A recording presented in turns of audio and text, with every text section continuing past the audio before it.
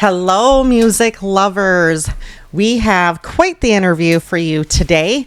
And I just want to thank, though, all of the people who voted for the vault. They voted us for live performance venue, and we won. So, yay to the vault. But currently, we have Brian and Carl with Silverspork here with us today. How are you guys? Welcome to Toon Talk. How's it going? Howdy. Howdy. So, you guys got some stuff coming up. Yes, starting tomorrow. Yeah. But a possible little road cruise? Yes, we're trying to, well, I'm still waiting to hear some confirmation on another run with Green Jelly later. Yes. So the last time we went on that run was quite a riot. Yeah. So, yeah. Green Jelly's pretty fun. Yeah, they're really cool guys, too. Yeah. Believe it or not. So you guys have been together for a super long time, right? Yeah. I mean, like... 98 was our first show. Pterodactyls, dinosaurs were roaming the earth. Yeah, still going. 26 years. Yeah. So who is the mastermind behind Silverspork? Kind of all of us, really. I mean, Carl were you guys like sitting around the bar one day? No, actually, I answered an ad that he was looking for a band. This was like when you used to use flyers. Oh. Yeah, the little tear off tabs. Okay. Phone number on there. So okay. I called this idiot and been stuck with this idiot ever since. So Brian, you were wanting to put a band together. I was. I actually tried to put a band together in Germany when I was in the service in the early 90s. And, it was I think it was more of a talk kind of thing amongst a couple of guys, because nobody ever really brought it up to do it. But I mean, it seems like, especially some of us, like when we're kids, when we see bands out there and like MTV back in our day, we're like, oh man, I want to do that. Like, that's what I want to do. And then, we grow up and our parents are always like, they're telling us, like, go get a real job, whatever. And some make it and some don't. Yeah. But, when you get that idea in your head, like, this is what I want to do. It might not be what you always have to get. Had that idea. I personally didn't have that growing up. I was always too inhibited, thinking I couldn't do it. I didn't think I was skilled to do anything. I couldn't play an instrument. I pretty much can't really now even, but I fart around a little, but I didn't know how to sing, and it just kind of was happenstance for me. I just started singing over top of CDs. I had a microphone, and it plugged into my 6-disc CD. So I have a shot, is what you're saying. I can do this, right? Everybody's got a shot. I firmly believe anybody can sing. It's just about practicing and stretching your muscles, and obviously some are better than others, but I think everybody has the ability. That's what I pretty much suck, but that's okay. I think in one of my former lives, I was for sure a rock star. You, however, are dynamic on stage. You have an explosive energy, which I think makes you the perfect front guy. Because regardless if you get pitchy or whatever, you're explosive. You're moving all around. You're really vibrant. So you have the entertainment value. Yes, absolutely. Carl hides more of a performer. I've always felt like more of a performer than a singer. Yeah, that really is a huge thing. You could be a great singer and just stand there, and then it just sucks anyways. Yeah, I can think of a few bands, the bigger bands that I've seen them live, and I won't go see them again. Yeah, I've seen a couple of that. Even now, I think we just had a conversation a couple weeks ago on one from the 80s, and I was like, oh, they're coming to the casino. And I was like, everybody's like, I'm not even going to say, but you can probably guess. And I was like, yeah, I saw them in like 1980 something. And I was like, who gave... Right. What is this? It's terrible. But yeah, you guys definitely have that spark. Thank you. So I think that's probably why you guys been playing for 20 some years, because you got that excitement. Yeah, I mean, these guys, they have always been a source of like motivation somehow for me. I don't know if it's like a overt thing or a secret thing, but I don't know. It's just when we get up there, it's a different atmosphere, and I'm always nervous before we play, and he always has this thing that he says to me, and it's just kind of funny. We've done it for years now, and I'm like, man, I'm nervous, man. I hope I'm going to sound good tonight. He's like, you'll be all right. You'll be all right. So, which I can totally see. Yeah, he could be, sick as shit, like, oh, God, I can't breathe. You'll be all right. That is true. I do feel like, Carl, sometimes you have like the two personalities, because you're like this super calm, and then I don't know, you kind of have this alter ego when you're on stage. It's like, we need to come up with a name for for Carl. I guess I never really thought of that, I guess. Yeah. I mean, it's like there's a different, like, you came out of your shell. It's a little different up there. Like, it's just, we get 30 to 45 minutes to do whatever the hell we want. Yeah. Well, it's kind of like too, when like after you get a couple drinks, and you kind of become another person. Yeah, a little bit. I don't get too stupid up there, but no. Well, no, I've not seen that. I take some off the edge. It's just the differences between for sure. Professional Carl and rock star Carl. Oh, jeez. Yeah, rock star. I hate that word. Okay, well, we won't make it a song, Rockstar Carl. Could be a song. So, speaking of that, who's the writer in the group? Lyric wise, Brian is. Okay. And music wise, it's all of us. Okay. Mm-hmm. So, what's the process like? It's grueling for me. Yeah. For us too. It's grueling for them too. It really is. I'm my own worst enemy. I am a very word-oriented person, and I'm so picky and I'm so critical. I think about every syllable, how it comes out, how it doesn't come out, and I have to change the word if it doesn't enunciate right. Hate to use terms from other people, but it's like piecing little things together like puzzles. It is kind of like that for me because, and I don't know. It's just a challenging thing. It's a love-hate thing for me, but I'm usually very, very proud of what I do in the end. Yeah. I'm very proud of my lyrics. I'm not very proud of a lot of things that I do musically, but when it comes to my lyrics, I stand behind what I write about. Perfect. It's worth the weight on them. Yeah. But there are times where, like, take your time. Yeah. Every writer has their process. Some where it really comes really super easy, and some it's a struggle. I know Steven writes, and sometimes it'll be just It is like that. It's like that for me too. Yeah. But the problem is I can come up with a great couple, 3-4 lines, but it's surrounding that song with the rest of the words. That's the part, And usually for me, it starts with I have to figure out what the song's about, and sometimes I don't know what it's going to be about until I sing a line that's like, oh, I kind of like that line, and then that's like the foundation, and then I start thinking, okay, do I really want the song to be about this or that or whatever it's going on with it, and then then I kind of commit to the topical idea, and then the rest is chaos. So then all of a sudden you have all your words, and then you say, "Hey, guys, let's get together. Let's try and." Actually, it's the music that comes first. Okay. For us, okay. Of course, first. Okay. No, I'm kidding. But that usually like propels him to start writing words to the,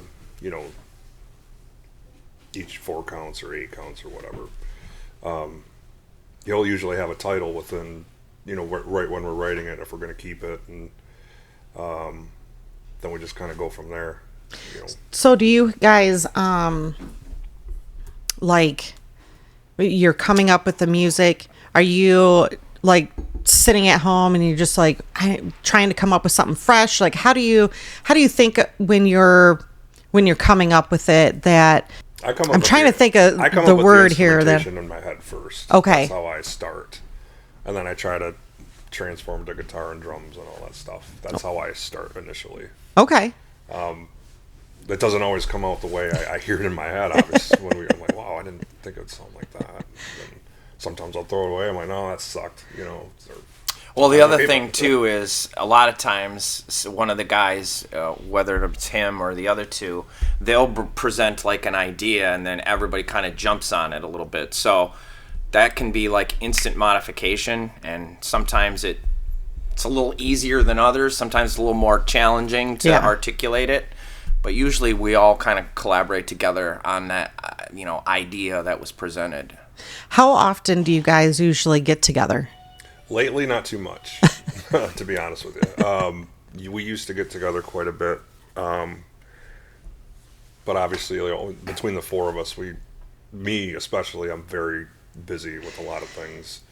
Mario's got a crazy schedule because he works, a third shift job and second shift here, and same with Brian and Jay. That we're just everybody's got different schedules. It makes it harder to get together. Carl, you have a lot of things. I do. Yes, I do. So you have a business. Yes. And then, and then we have Song Bites here at the Vault. Yeah. And you have the band. Yes. And you are always, you spend a lot of time with Pat, and Pat does the same thing. You Actually, guys have so many ideas. Not as much anymore. Love him to death, but we haven't really been able, because I've been so busy. Yeah. Really been able to. You guys have always so many ideas. Like I always sit there and I'll have an idea for something, and I'll be like, oh my goodness, like I need to get the first on this, and then I go and look online and be like, oh, these already exist. Like, well, shit, But you guys always have really. There's always something, know. I love the Song Bites. I mean, thank you. That it really does make a difference here at the Vault. So, for those of you guys who've not been to the Vault, it grows and grows and grows. And then Carl now has opened the kitchen here, and there's great food here. I mean, it's like I said, we keep it small. You do, but you should. It's really not Taco Bell, which I'm very grateful for. Yeah. Whatever you did to the popcorn is so much better now. I love it. I was like, oh my God. So I couldn't do, I got a partner that helps me out. Her name's Stephanie. She's here with me every time, and we've both been doing really well here, so we're really grateful for everybody that supported that. So yeah. So what was music like in your home when you guys were growing up? Motown. That was it. Both parents were like, to this day. Really? Still hasn't changed. Okay. God, can you listen to something besides doo-wop? And I love it, but they never. Anything never over swayed? The 60s, they never went over. That's all I heard. Nothing more. And my loud guitar. Oh, man. Did they give you any razz at all when you... Absolutely. They still supported me, but our house was pretty small, and I'd play that thing so loud. Did you play in school at all? No. Okay. Well, I didn't play... For school, but in school, yeah. Okay. Yeah. What did you start with? You just guitar. Regular. Yeah. Just electric rhythm. I started lessons at 12 or 13 or something like that. Okay, so they got you into some lessons. Yeah. Okay. I wasn't in it a whole long time. I was young. I didn't really thought it was boring, but then about time I was 15, 16, I started getting a little more serious on it. So. Okay. Yeah. What about you, Brian? Music was always integral in our home, I guess. I had an older brother and an older sister, so my brother was probably the biggest source of influence on me growing up. So, him being about 5 years older than me, it kind of put him in a position where he could show me something that was fresh and new. and I would just suck it up, you know, and absorb it. So I listened to a lot of, 80s heavy metal, hard rock, like the Iron stuff. Maiden, and I was a huge Iron Maiden fan, and for some reason I got that Scorpions, all those bands, and but I love the 80s too, like the 80s. I love the hair metal. Yeah, the me synth too. Stuff I loved all that, and I was more of a metalhead, and so it kind of closed me off to a lot of like music that I came to find that I liked. I like the stuff much that later in life, like the bubblegum pop, like I would call like the roller skating music. Yeah, yeah. I'm a sucker for that, though. I love that stuff. Yeah. I have a lot of that on vinyl at home. Yeah. So, did you have, like your parents? Were they like excited for you, like when you really made the decision? No, I mean, my dad was behind it. He didn't, he wasn't neither here nor there. My mom was like, kind of about it. And, my mom, I don't think she totally supported it, but she didn't really preach against it per se too much. She did a little bit, you know what I mean? But, that goes into a whole nother discussion involving God and everything. That's the gist of it. But, yeah. So you guys have, even now though, like, you guys running around the house singing your stuff, or you got the radio blasting? No, I got other people's stuff playing. If there was any, or I guess, what is your go-to band that you like? It's weird. It's different now than it was years ago. You know what I mean? There's so many. Does it depends on the mood? Yeah. I can't pick. Sure. I can't pick either. I mean, it depends on the mood, of course. Yeah. For sure. Sometimes it makes your mood. Yeah. There's times where I'll pop in Iron Maiden. There's times I'll pop in Duran. Yeah. I'm the same way. I listen to a lot of 80s stuff, though. Yeah. A lot of 80s, like new wave pop songs. Yeah.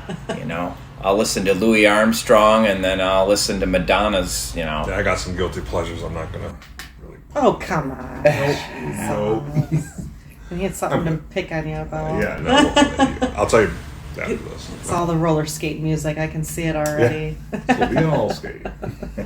Well, we really appreciate you guys spending some time with us today. Thank you very much. I was just telling Steve, the city needs more stuff like this, and absolutely, I really appreciate what you guys are doing. I think it's a great thing. I think so too. I really hope that you listeners, if you're ever curious about what other bands are doing, or if you ever have questions on, how to write, or it doesn't really matter what it is. I think part of the reason why we do this is because, obviously we love music, and we like to learn and grow together, and get your music out for everyone else to listen to as well, especially local music. Obviously it's really hard sometimes to, you can put it on Spotify, you can put it on YouTube, you can, put it all out there, but if you can't get people to click on it, so part of this is we're going to put in the description below, we'll put a link, at least to your Facebook, whatever we could put out there. So hopefully the listeners will at least get the opportunity to listen to what you guys have, and maybe it'll end up on their song list and it'll be one of their favorites. You never know, and that's what we hope. Everything. So if you guys ever have any questions, helps. Ever have any questions for us on, maybe things you would like to hear us ask bands, that put it in the comments below. We definitely appreciate it, and the time that you guys take out of your day to listen to our podcast, and you've been subscribing and sharing our links, and we can't even express enough how much we appreciate that. So thank you guys so much for tuning in, and we will see you guys very soon. Thank you, and keep the music playing. Auf Wiedersehen. Both to nose.